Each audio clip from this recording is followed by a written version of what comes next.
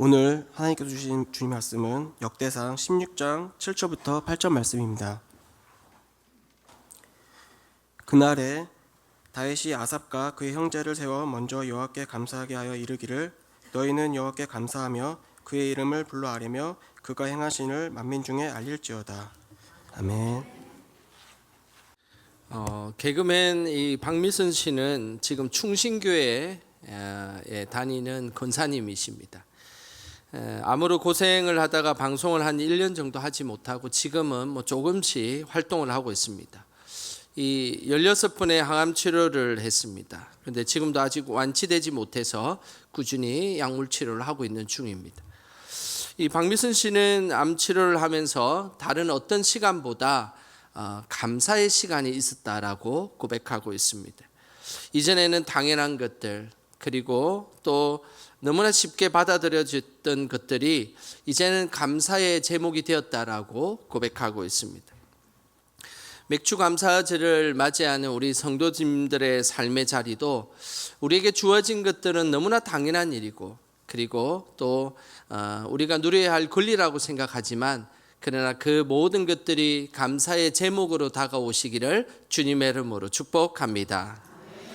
오늘 본문은 위대한 믿음의 사람 다윗이 자신의 삶 속에서 하나님께 어떻게 감사하고 있는지에 대한 말씀을 잘 우리에게 알려주고 있습니다. 먼저 오늘 본문의 배경이 되는 역대상 16장 1절 말씀 우리 같이 함께 읽어보겠습니다. 하나님의 궤를 메고 들어가서 다윗이 그것을 위하여 친 장막 가운데에 두고 번제와 화목제를 하나님께 드리니라. 오늘 본문의 배경은 다윗이 하나님의 법궤를 이렇게 성공적으로 안치하는 그런 장면입니다. 다윗 왕이 되면서 제일 먼저 하고 싶은 것이 있었습니다. 그게 뭐냐면 바로 하나님의 법궤를 이제 가져오는 것이었습니다. 이 하나님의 법궤는 그 사울 왕 시대에 한 70년 정도 기럇 여라림에서 방치되어 있었습니다. 하나님의 법궤가 방치되어 있다라는 것은 무슨 의미냐면 이스라엘 백성들이 하나님 중심으로 살지 못했다라는 그런 뜻입니다. 하지만 다윗은 왕이 되자 이스라엘 백성들을 하나님 중심의 예배 공동체를 만들고 싶었습니다. 그래서 그 멀리 떨어져 있고 오랜 시간 방치되어 있던 그 하나님의 법궤를 가지고 왔던 것입니다. 우리도 우리의 삶의 중심에 늘 하나님이 중심이 되시기를 주님의 이름으로 축복합니다. 우리 영광의 성도들의 삶을 보면 늘 하나님 중심으로 살아가는 분들이 많다라는 그런 생각이 들 때가 많습니다. 이사를 하거나 집을 새로 구입하면 늘 예배 드려 달라고 요청하는 분들이 많습니다. 요즘에는 집을 리모델링해도 하나님께 예배 드려 달라고 부탁하는 분들이 많습니다. 이 모습이 아무것도 아닌 것 같지만 그러나 참으로 귀한 모습입니다. 나의 삶과 그리고 나의 가정이 늘 하나님 중심으로 살아야겠다라는 믿음의 고백을 하는 모습이기 때문입니다. 다윗은 왕이 되자 하나님의 법궤를 찾아서 성소에 안치시켰습니다. 그리고는 하나님께 번제와 화목제 예물을 드렸던 것입니다. 다윗이 법궤를 가져온 것은 쉬운 일은 아니었습니다. 처음에 다윗이 법궤를 가져올 때는 실패하였습니다. 민수기 4장에 보면 법궤를 가져올 때는 고앗 자손이 법궤를 어깨에 메고 와야 된다라고 성경은 기록하고 있는데 다윗은 그걸 몰라가지고 그냥 수레에 싣고 편하게 법궤를 끌고 오다가 사람이 죽는 비극적인 일이 첫 번째로 벌어졌습니다. 그래도 다윗은 포기하지 않았습니다. 3개월째 두었던 그 두 번째 법궤를 다시 시도하였습니다. 그래서 그때는 말씀에 써진 대로 고앗 자손들을 성결하게 해서 법궤를 수레에 실지 않고 고앗 자손들이 직접 어깨에 메고 법궤를 들고 왔습니다. 아주 성공적으로 법궤를 가져오게 되었던 것이죠. 다윗은 이스라엘 백성들이 늘 하나님 중심으로 예배의 삶 그리고 예배의 공동체가 되기를 원했습니다. 그것은 다윗의 믿음이 늘 무엇이 중심이었는지를 잘 말씀해 주고 있는 모습입니다. 다윗은 목동 시절에 비파와 수금을 가지고 늘 찬양하며 하나님 앞에 영광 돌렸던 예배자였습니다. 그리고 다윗은 전쟁 중에도 하나님 앞에 기도하며 나아갔던 기도의 예배자였습니다. 그리고 다윗은 왕이 되었어도 늘 하나님 찬양하며 하나님께 영광 돌렸던 진정한 예배자였습니다. 우리의 삶도 항상 예배자의 삶이 되어야 합니다. 우리의 삶의 자리는 너무나 다양하지 않습니까? 20대, 30대, 40대, 50대, 60대, 70대, 80대, 90대까지 우리의 삶의 자리는 너무나 다양합니다. 그러나 우리는 늘 하나님 앞에서 예배자로 살아가야 할 것입니다. 변하는 인생 속에서도 변하지 않는 진정한 예배자로 하나님 중심으로 살아가시기를 주님의 이름으로 축복합니다. 늘 예배의 중심으로 살았던 다윗, 그 예배를 드리는 그 다윗의 모습을 보면 예배 중에도 무엇이 중심이 되어 있는지를 우리에게 잘 말씀하고 있습니다. 오늘 그 모습이 7절에 잘 나타나 있는데요. 우리 7절 말씀 같이 함께 읽어보겠습니다. 그날에 다윗이 아삽과 그의 형제를 세워 먼저 여호와께 감사하게 하여 이르기를. 다윗은 하나님의 법궤가 도착하는 날 찬양 인도자 아삽과 그의 형제들을 불렀습니다. 그러면서 너희들이 찬양을 준비하고 찬양 예배를 드리기 전에 꼭 먼저 해야 되는 것이 있었다는 겁니다. 그것이 오늘 7절에 보면 먼저 여호와께 감사하게 하여라고 기록되어 있습니다. 이 말은 우리가 어떤 일들을 해나가기 위해서 제일 먼저 하나님께 감사의 제물을 드렸다는 것입니다. 그리고 감사를 고백하게 했다는 것입니다. 다윗이 아삽을 중심으로 찬양단을 조직하여 찬양하게 한 가장 크고 첫째 되는 목적은 자신의 명성을 높이고 내가 법궤를 가져오노라라고 자랑하는 것이 우선이 아니었습니다. 늘 하나님께 감사함으로 하나님을 높이는 것, 이것이 그의 최우선이었음을 우리에게 말씀하고 있는 것입니다. 예배의 자리에서 하나님을 높이는 이 상징적인 단어가 오늘 본문에 보면 먼저 여호와께 감사하게 하여라는 단어에 보면 먼저라는 단어를 알 수 있습니다. 이 먼저라는 이 단어는 히브리어로 빠로쉬라는 단어를 쓰는데요. 이것은 그냥 단순한 최우선이 아니라 우리의 시간, 우리의 지위, 그리고 우리의 공간, 이 모든 것에 최우선을 다한다라고 사용할 때에 이 먼저라는 빠로쉬라는 단어를 사용합니다. 나의 삶의 모든 영역에 최우선적으로 감사한다라는 그런 뜻입니다. 진정한 감사는 우리의 바쁜 일상생활 속에서 시간 다 보내고 다 흐른 후에 그제서야 감사가 생각나서 드리는 감사가 아닙니다.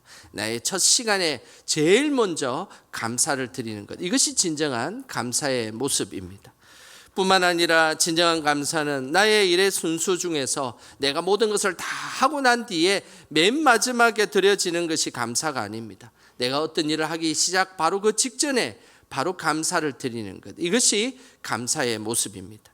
그뿐만 아니라 진정한 감사는 나의 공간에 내가 채우고 싶은 것들을 다 채우고 난 뒤에 감사하다라고 고백하는 것이 아니라 나의 공간 중에서 가장 소중한 곳에 먼저 하나님에게 최우선적으로 하나님을 배치하는 것입니다. 이 모습이 오늘 본문에 나오는 먼저 여호와께 감사하게 하여라는 단어의 모습입니다. 우리 모두 나의 시간, 공간, 그리고 나의 지위, 모든 곳마다 늘 하나님이 최우선되기를 주님의 이름으로 축복합니다. 창세기 4장에 보면 가인과 아벨이 인류 최초로 하나님께 예배드리는 장면이 나옵니다. 이 가인과 아벨이 예배드리는 장면을 보면 이들이 누가 하나님을 최우선적으로 생각했는지 안 했는지를 알 수 있습니다. 오늘 그 장면을 한번 보겠습니다. 창세기 4장 3절과 4절 말씀입니다. 같이 읽어보겠습니다. 세월이 지난 후에 가인은 땅의 소산으로 제물을 삼아 여호와께 드렸고 아벨은 자기도 양의 첫 새끼와 그 기름으로 드렸더니 여호와께서 아벨과 그의 제물은 받으셨으나. 두 사람이 하나님께 예물을 드렸는데 가인은 땅의 소산으로 예물을 드렸다라고 기록되어 있고 아벨은 그의 첫 새끼와 그 기름으로 예물을 드렸다라고 기록하고 있습니다. 그런데 여기에서 이 가인이 드렸던 땅의 첫 소산, 이것은 원어적으로 보면 땅에 있는 자기가 길렀던 농산물 중에 아무거나 하나님 앞에 드렸다라는 그런 표현입니다. 그러니까 감자와 고구마가 있으면 아무거나 이렇게 집어서 이걸 하나님께 드렸다라는 표현이죠.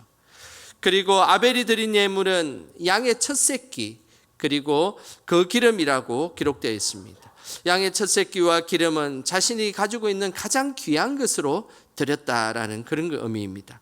양의 첫 새끼는 양이 낳은 새끼 중에서 제일 먼저 나온 것을 드렸다라는 표현이고, 그리고 그 기름이라는 것은 바로 최상급의 기름입니다. 가장 좋은 기름을 하나님께 드렸다는 것입니다. 결국 하나님은 가인의 예물을 받지 아니하시고 아벨의 예물을 받으셨습니다. 그 이유는 다른 것이 아니었습니다. 예물에 대한 양과 그 예물의 종류가 중요한 것이 아니었습니다. 예물을 드리는 태도가 중요한 것임을 우리에게 분명히 말씀하고 있는 것입니다. 하나님은 늘 우리의 삶에 하나님이 최우선 되기를 원하십니다. 시간도 지위도 공간도 최우선으로 하나님께 드릴 때에 그것이 바로 하나님이 기뻐하시는 일입니다. 오늘은 맥주 감사 주일입니다. 맥주 감사절은 구약의 맥주절을 기원으로 하고 있는 우리나라의 아주 독특한 절기입니다. 특별히 지난날 보릿고개 시절, 겨울이 지나가고 보리추수가 되기 전 그 사이에는 대부분 그 시절에는 양식이 다 떨어져서 너무나 배고팠던 시절입니다. 그때는 풀뿌리를 먹기도 하고 나무 껍질을 먹기도 하며 살았던 시절들이 있었습니다. 이 시절의 보리추수는 이들의 배고픈 이들에게 너무나 희망과 같은 것이었습니다. 그 보리만 빨리 익어서 나의 배를 불려줬으면 좋겠다라고 그 배고픈 시절을 보냈던 것입니다. 이런 보릿고개 시절에 신앙의 선배들은 보리가 누렇게 익어가면 가장 먼저 보리 이삭을 잘라서 비벼서 가족의 줄인 배를 채우기 전에 조그마한 자루에 담아서 그것을 하나님께 제단의 예물로 드렸습니다. 그것이 바로 맥주 감사절입니다. 6.25 전쟁 직후에 너무나 힘들었던 보릿고개 시절 한국의 기독교인들이 맥주 감사절에 올린 기도문의 한 구절이 있어서 제가 한번 준비를 했습니다. 제가 한번 읽어 드리겠습니다. 내 육신의 줄인 배를 움켜쥐고도 영혼의 줄임을 명쾌하신 은혜가 커서 이 첫 소출을 눈물로 바치나이다. 그 시절 우리의 믿음의 선배들은 하나님께 예물을 바치는 종류와 양이 중요한 것이 아니었습니다. 예물을 바치는 마음과 정성이 준비한 그 하나님께 드렸던 것입니다. 우리의 요즘의 믿음 생활은 어떻습니까? 하나님께 마음과 정성을 다해서 그렇게 하나님 앞에 예배로 나아가고 있습니까? 바라기는 우리의 삶에 마음과 정성을 다해 늘 하나님께 나아가시기를 주님의 이름으로 축복합니다. 오늘 다윗은 예배의 자리에서 하나님께 감사를 표현하면서 그 감사가 모두에게 알려지기를 원한다라고 말씀하셨습니다. 오늘 그 말씀이 8절에 나오는데요. 우리 8절 말씀 같이 함께 읽어보겠습니다. 너희는 여호와께 감사하며 그의 이름을 불러 아뢰며 그가 행하신 일을 만민 중에 알릴지어다. 다윗은 감사의 예배를 드리면서 매우 중요한 선포의 말씀을 했습니다. 그가 행하신 일을 만민 중에 알릴지어다. 지금까지 하나님께서 우리에게 이렇게 행하셨고 우리의 감사의 제목을 주었던 것을 온 만민 중에 알려야 된다라고 말씀하고 있습니다. 여기서 이 만민이라는 이 단어는 그때 당시에 히브리어로 콜 하밈이라는 단어를 씁니다. 이 콜 하밈이라는 이 단어는 모든 민족, 모든 세대라는 그런 뜻입니다. 여기에서 우리는 늘 이 만민이라고 하면 모든 민족만 생각하는 경우들이 있는데 오늘 이 콜 하밈이라는 이 단어에는 모든 세대도 포함되어 있는 뜻입니다. 이것은 매우 중요한 의미가 담겨 있습니다. 우리가 하나님 앞에 지금까지 행하신 일들에 대해서 감사하고 고백하는 그것이 우리 당대에만 머물러 있는 것이 아니라 우리의 자녀들, 손자, 손녀들, 자자손손 그것이 계속 흘러가야 된다라는 것으로 우리는 이해되어야 하는 것입니다. 그래서 모든 만민들, 모든 세대가 하나님 앞에 그 감사의 내용들이 알려지길 원한다라고 오늘 성경은 기록하고 있는 것입니다. 우리는 지난날 베푸른 은혜를 생각하면 너무나 감사하지 않습니까? 그리고 이 자리에서 예배 드리는 것도 너무너무 감사하지 않습니까? 근데 그것이 나의 감사로만 머물러 있는 것이 아니라 우리 자녀들, 그리고 손자 손녀들, 그리고 자자손손 그 감사의 마음이 계속해서 흐른다면 얼마나 그 가문과 그 가정은 하나님의 기쁨이 되겠습니까? 우리 영광의 성도들의 각 가정마다 지난날 베풀어 주신 그 감사의 은혜가 자자손손 이어지기를 주님의 이름으로 축복합니다. 역대상 23장에 보면 다윗이 죽고 솔로몬이 왕위를 계승한 후 레위 지파 자손들이 어떻게 하나님께 예배드리고 있는지를 잘 말씀해 주고 있습니다. 그때의 레위 지파 중에서 20세 이상 되었던 다음 세대 레위 지파들이 선조들의 감사의 모습을 잘 계승하여서 감사의 예물을 그리고 감사의 예배를 드리는 장면이 나오는데요. 역대상 23장 30절입니다. 우리 같이 함께 읽어보겠습니다. 아침과 저녁마다 서서 여호와께 감사하고 찬송하며. 하나님의 예배를 담당하던 레위 지파 후손들은 레위 지파의 조상들을 따라서 아침과 저녁에 하나님께 감사하며 찬송하였다라고 말씀하고 있습니다. 여기에서 아침과 저녁은 무엇을 의미하겠습니까? 일의 시작과 끝을 의미하는 것입니다. 그래서 하나님께 우리가 일을 시작할 때도 감사하고 일을 마치는 순간에도 감사했다는 것입니다. 오늘 한 날을 시작하게 하신 하나님, 나에게 눈을 뜨게 하시고 또 오늘 하루를 살아가게 하신 하나님, 그 하나님께 눈을 뜨자마자 감사 기도를 드렸다는 것입니다. 그리고 또 하루를 이 모양 저 모양으로 열심히 살아가다가 저녁이 되어서 또 하나님께 감사의 그 믿음의 고백을 했다는 것입니다. 이런 자자손손 레위 지파들의 감사와 고백은 아침 저녁으로 이어지면서 그들은 늘 하나님 앞에 계속해서 대를 이어 감사를 표현한 것입니다. 특별히 시편 92편 1절과 3절에 보면 이들이 대를 이어서 감사를 표현했던 모습이 나오는데요. 같이 한번 읽어보겠습니다. 시편 92편 1절부터 3절입니다. 같이 읽겠습니다. 지존자여, 시편금과 비파와 수금으로 여호와께 감사하며 주의 이름을 찬양하고 아침마다 주의 인자하심을 알리며 밤마다 주의 성실하심을 베품이 좋으니이다. 이 대부분 저자가 없는 이 시편은 포로기 이후에 써진 시편입니다. 금방 읽었던 시편 92편도 포로기 이후에 써진 시편입니다. 그래서 이 92편이 쓰여진 연대를 보면 이 다윗 시대부터 이 포로기까지가 대략 한 500년 정도의 세월이 흘렀는데요. 그러니까 이 시편 92편은 다윗 이후에 한 500년이라는 세월이 흘렀을 때 쓰여진 시편입니다. 500년이라는 세월이 흘러도 레위 지파 후손들은 늘 아침과 저녁에 하나님께 감사를 표현했다라고 성경은 말씀하고 있는 것입니다. 이것은 세대를 이어 500년이라는 긴 세월 동안 하나님께 감사로 나아갔던 것입니다. 참으로 귀한 일이지 않습니까? 하나님께 감사하는 이 마음의 태도는 세대를 이어 자자손손 이어져야 할 것입니다. 그렇게 하기 위해서는 우리가 우리의 삶의 자리에서 먼저 감사로 살아가야 하는 것입니다.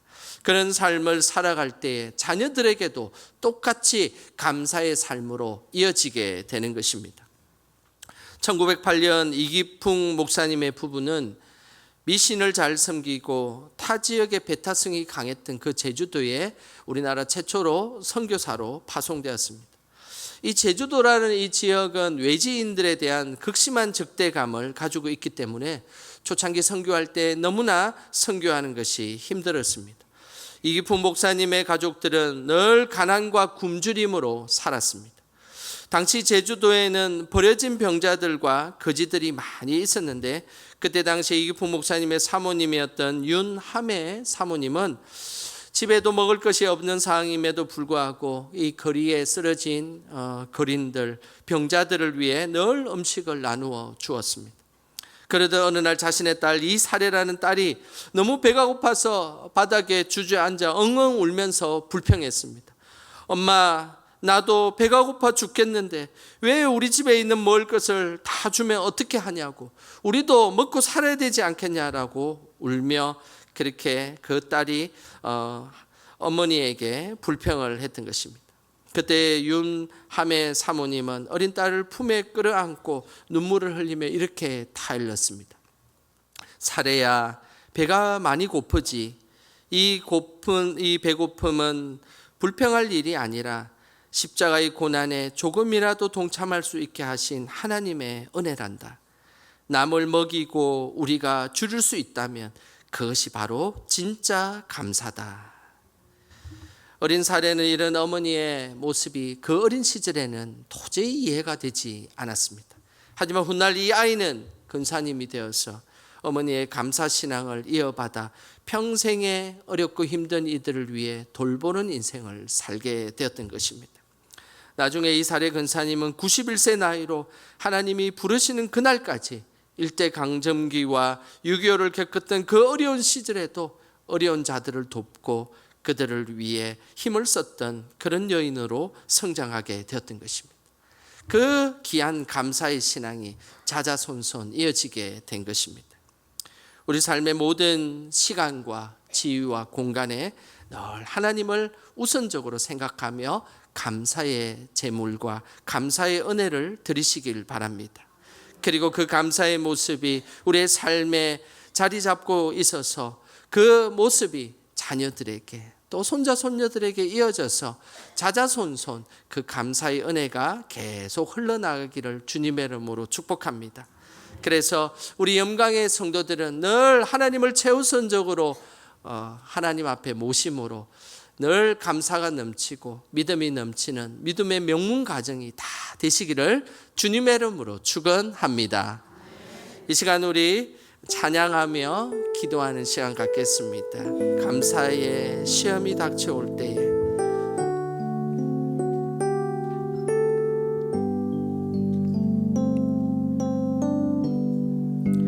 감사해 시험이 닥쳐올 때에 주께서 인도하시니 두려움 없네. 또 감사해 고통이 찾아올 때에 주께서 지켜주시니 승리하리라.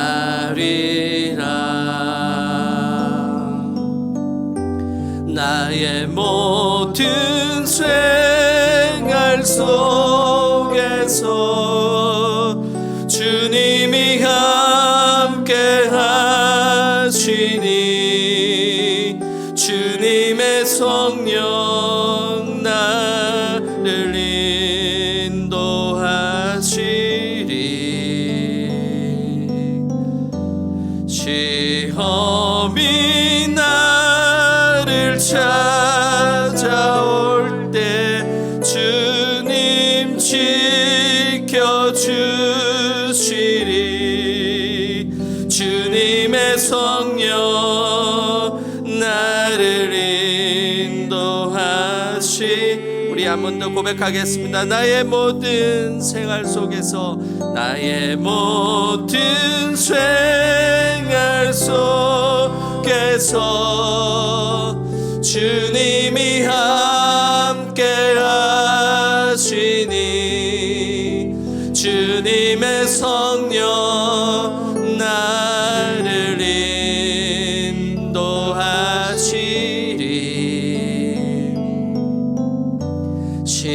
시험이 나를 찾아올 때 주님 지켜주시리. 주님의 성령 나를 인도하시리. 이 시간 우리 합심하여 함께 기도하겠습니다. 주님, 우리의 삶의 자리에 가장 중요한 자리에 가장 우선의 자리에 주님을 모시며 감사의 인생이 되게 하여 주시옵소서. 감사를 표현하는 데 인색하지 않게 하시고 그 감사의 은혜가 자자손손 이어지게 하여 주시옵소서. 이 시간 감사의 삶을 살게 해달라고 이 시간 우리 주여 크게 부르고 합심하여 기도하겠습니다. 주여, 하나님 아버지, 주님의 은혜를 구하며 하나님 앞에 나아갑니다. 우리의 삶이 늘 감사의 삶으로 나아갈 수 있도록 주님 인도하여 주시옵소서.